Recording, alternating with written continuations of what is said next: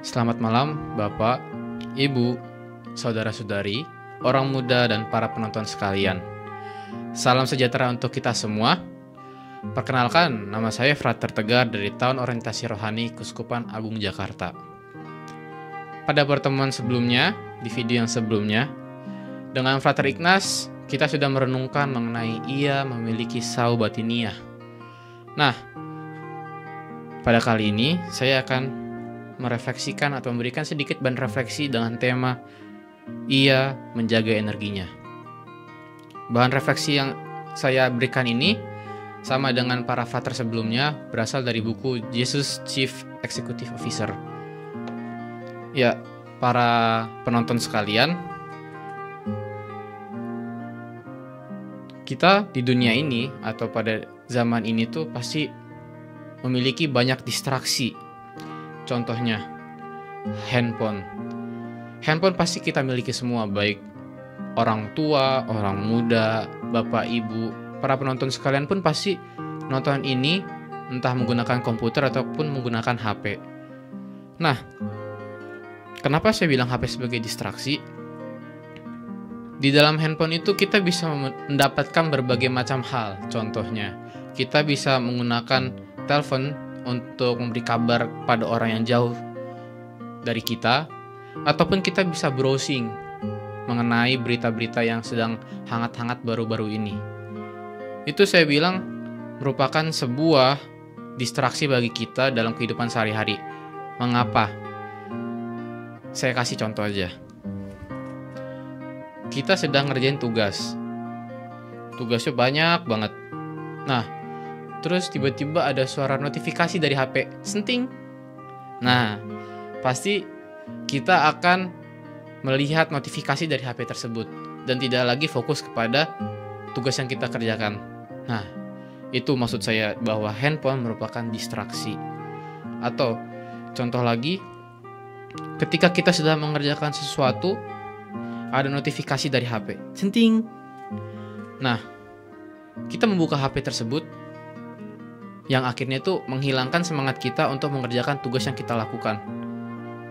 Itu saya pikir merupakan contoh yang paling sederhana dari distraksi yang ada dan hadir di dalam hidup kita.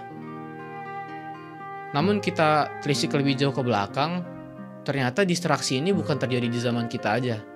Distraksi itu udah muncul semenjak zaman Yesus ada. Mungkin Bapak Ibu para penonton sekalian ingat dengan perikop percobaan di padang gurun ketika Yesus selama 40 hari itu berpuasa dan kemudian ia mendapatkan distraksi dari iblis, cobaan dari iblis. Ia mendapatkan distraksi untuk mengubah batu menjadi roti, habis itu diberikan kuasa dan menjadi terkenal.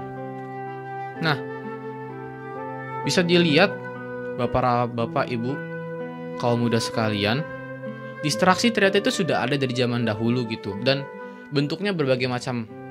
Kalau di zaman Yesus, konteks zaman tersebut adalah puasa dengan iblis. Jadi iblis memberikan pengaruh dan distraksi kepada Yesus.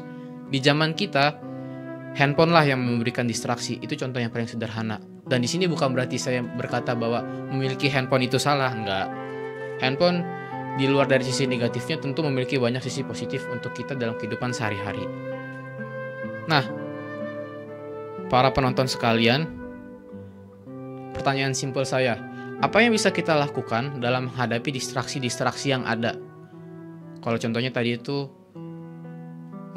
mengerjakan tugas, tapi terganggu karena ada notifikasi.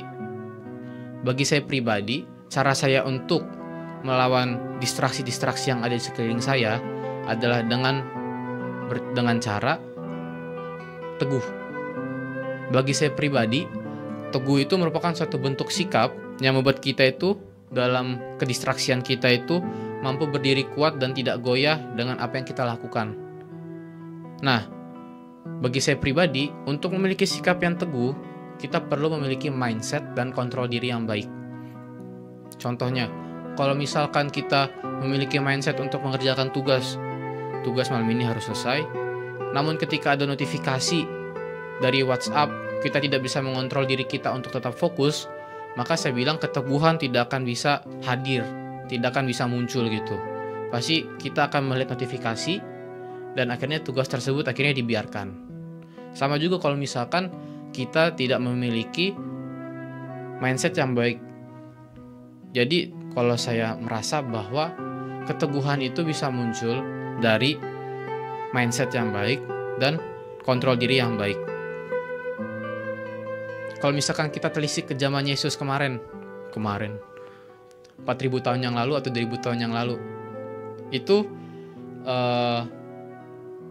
kita bisa melihat percobaan di padang gurun. Kenapa Yesus bisa menahan diri melawan godaan yang diberikan oleh si jahat? Simple jawabannya.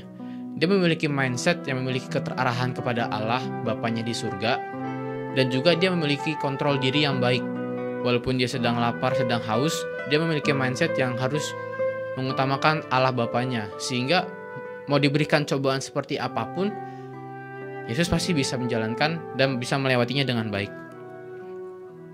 Nah, memiliki mindset dan kontrol diri yang baik ini yang membuat kita melahirkan keteguhan dalam menghadapi distraksi yang ada pada kita sepanjang hari. Nah, para bapak ibu, saudara sekalian, orang muda dan para penonton sekalian, di akhir renungan saya ini, saya ingin memberikan pertanyaan reflektif. Distraksi apa saja yang muncul sepanjang hari ini? Mungkin bapak ibu bisa melihat waktu mengerjakan tugas mungkin ada HP yang berbunyi, atau mungkin hal-hal lain yang mungkin bapak ibu orang muda yang tahu. Kemudian, apakah saya mampu untuk melawan distraksi itu pada hari ini?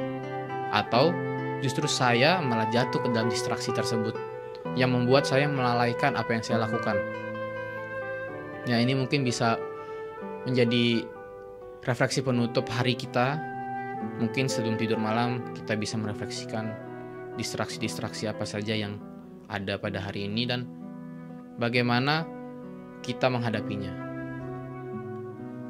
Marilah Bapak, Ibu, Saudara-saudari yang terkasih, orang muda dan para penonton sekalian, kita menutup renungan kita dengan berdoa.